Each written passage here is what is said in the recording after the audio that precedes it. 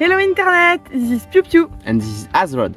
And we're here to show you how a solar punk way of life can bring you more happiness, Make you less anxious about the steady but constantly increasing global warming, which is looming over us, and dooming your progenitor for eras to come. overall, how to be happy with less capitalism. Global warming is worsening. June 2024 was the hottest ever recorded. Heat wave events are increasing all over the world, causing already thousands of deaths, and millions more are to be expected. The sea is warming fast. Antarctica is melting at record speed, threatening numerous cities all over the world with rising sea levels. And there is still worse. In 2023, terrestrial carbon sink collapsed drastically. A carbon sink is anything that absorbs more carbon from the atmosphere than it releases.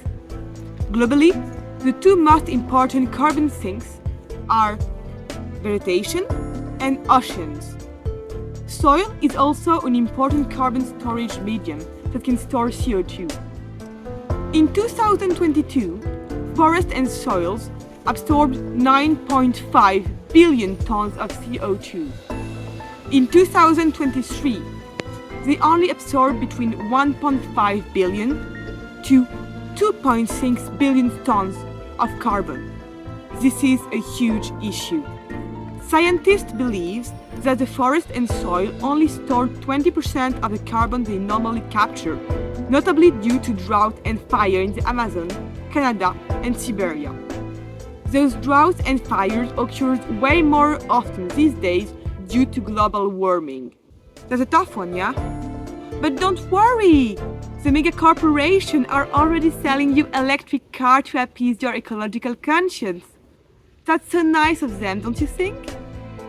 And you want something even worse. Many of those fires are not natural, but are criminal fires. For example, the fires in the Amazon are often started intentionally. Many of those starting fires are illegal land grabbers, emboldened by the anti-environment policies of Bolsonaro's government. They are burning forests to clear land for other uses, such as cattle ranching, growing animal feed, mining extraction, or illegal logging. So the biggest forest in the entire world, where 10% of worldwide biodiversity live. That is one of the world's last primary forests that have seen civilization born and die. A forest that is one of the biggest permacultural forests is being criminally set on fire. Because of what? I'll tell you. Because capitalism needs new lands for the massive cattle farm that feeds the world with meat. Farmers are burning the Amazon so that you can eat meat. How dare you, you cannibalistic pyro-human! How dare you eat meat that you haven't killed yourself? I'm eating a chicken that I'm killing myself. Who are you? Babies suckling at Mama's corporation tits? Attends, je sais ce que ça veut dire, ça parle de ins. Vas-y, viens, on partage. The chicken got away. I'm a bad hunter, I know. You won't even touch the leftover meat in the trash because you believe you're better than that? Are you better than throwing away literal life? How can you justify, with your so-called better morals value, to throw away life? No wonder you're throwing away your life if you treat poor babies innocent this way. Babies that only exist so you can eat them and throw them away if they're past their expiration date. Non mais amen, faut pas tomber malade en bouffant de l'aile de mer quand même. At least, if you won't eat it, give it to your dog. Rather than feeding them the same old crappy dog food each day you wouldn't even dare taste yourself. Damn you, moron plastic wrap monkey. Now what can we do? Well, because we imply us, and one or more other people consider together, maybe you. First, let's ask, who are we talking about here? Who is we? because private companies, mega corporations, and countries turning fascist in a protectionist effort to keep the economy going, sure as hell won't do a thing to protect the climate, as we've seen. So they are on the wheat. The real question is, what are you going to do? And with whom? First, maybe stop eating as much meat as you do today. In the world, the average consumption of meat is 30 kg per person and per year, so approximately 100 grams per day. And this number is forecast to grow in every part of the world by 2031. As Solarpunk, we try to either forage our food, grow our own food, and use discarded leftovers from nearby markets. We feed our dogs the same as we eat, and we give them leftovers meat from a butcher, so they have plenty of offals, bones, and fat to go with. All really important nutrients for a healthy dog. Foraging is a really neat skill to have, and it's pretty easy to learn. We advise looking for communities both online and IRL, so you can learn peer-to-peer. Finding reliable identification books is also an important step to start your foraging journey. We have one to identify edible and toxic plants in our country, so we know what to stay far away from and what to collect, and a mushroom identification guide really handy during autumn.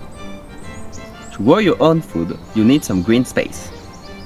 There are so many ways of doing that. You can go for more classical agriculture and do everything by hand, or with the strength of an animal, or you can go modern with massive tractor.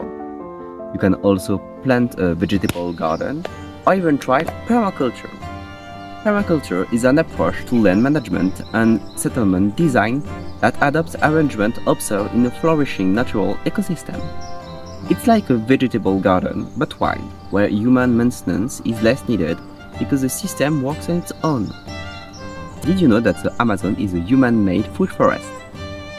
A study published in 2018 has discovered that most of the edible plants in the Amazon rainforest were deliberately planted some 4,500 years ago.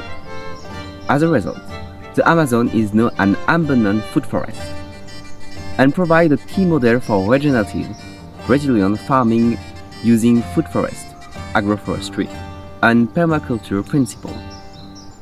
Planting trees is another great Solarpunk idea to fight climate change. Not all trees are good for this. Actually, most planting projects fail and sometimes even do more bad than good.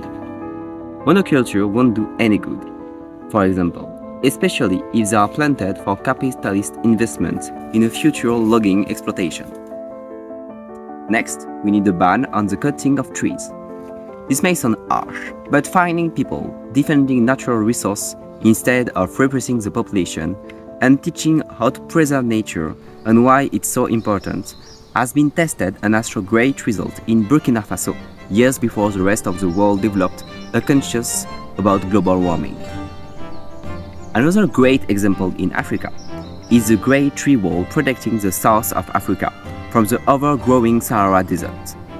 This natural barrier is made and maintained by the population, and the tree even provides for them because they are building a food forest to fight desertification.